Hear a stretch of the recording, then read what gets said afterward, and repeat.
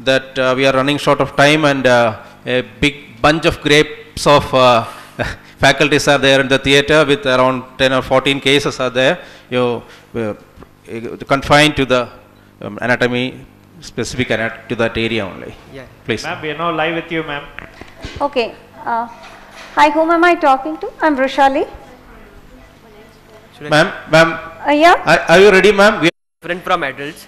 Secondly, intraoperatively, you do not come to know whether the block has prior to the surgeon taking the incision. You do not come to know whether the block has acted or not, since most of the times the child would be under general anesthesia. So your methods of assessment of the success of your block would be different.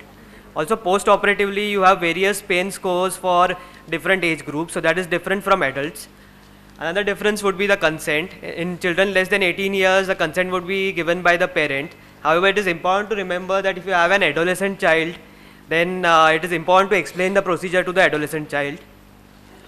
Now, the third difference would be awake versus asleep. Now, it's an established fact that all blocks in pediatric age groups can be given under general anesthesia and they are safe. Most of the international literature says that they are extremely safe. However, there are certain children where you may need awake blocks, like in ex-premature babies, to prevent post-operative apnea. The fourth difference would be pharmacology of local anesthetics. The pharmacology of local anesthetics is different, especially in children who are less than 1 year, where the liver enzymes have not been developed. So the dose of the local anesthetic has to be reduced a bit. Now the general principles remain the same. Two important things here. It is very difficult to detect intravascular and intraneural injections in pediatric age group. It's not difficult, but it is different.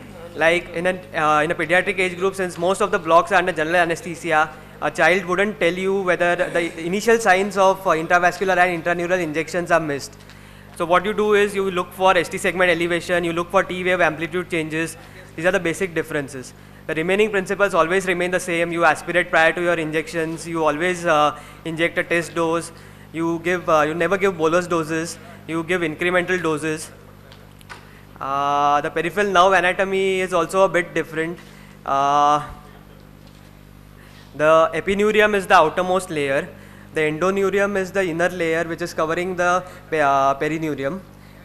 Here the fat content and the connective tissue content in the pediatric age group is much lesser than in the adult age group. So the chances of intraneural injections are higher. But if you see most of the studies, the intraneural, the complications are not very high in the pediatric age group, even though the blocks are given under general anesthesia.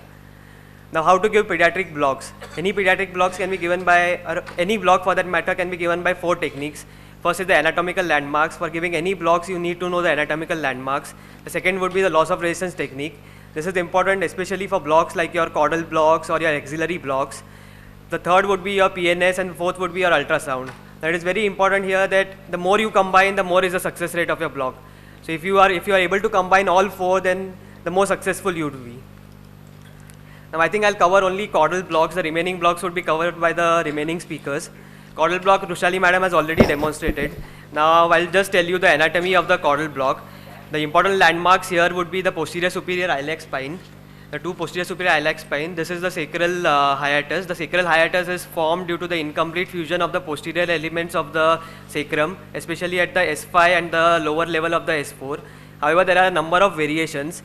One important point to remember here would be in children with associated anomalies like tracheoesophageal fistulas or anorectal malformations, the caudal space is not very well defined. So it would be very difficult to give caudal blocks in such children.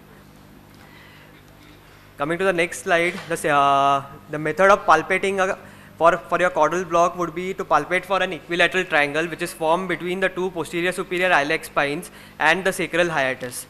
This is how you palpate.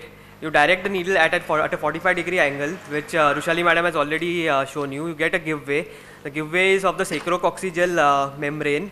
It's a very characteristic giveaway. And once you get the giveaway, you pass the needle 1 or 2 millimeters inside. That is how you enter the sacral hiatus. Now coming to the contents of the sacral canal, it's important to remember that the termination of the dura in neonates and infants would be at a lower level. That is, it would be at a level of S3, and by the time they reach 1 year of age, it comes to S1 level. Also, the epidural veins are up to S4 level. So many times you get a bloody tap while giving a caudal block. The phylum terminal extends till the coccyx.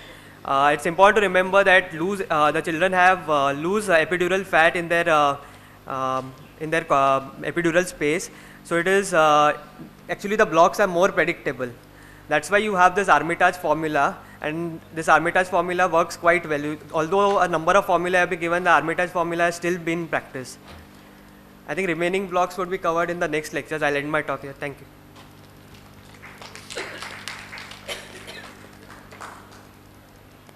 Thank you.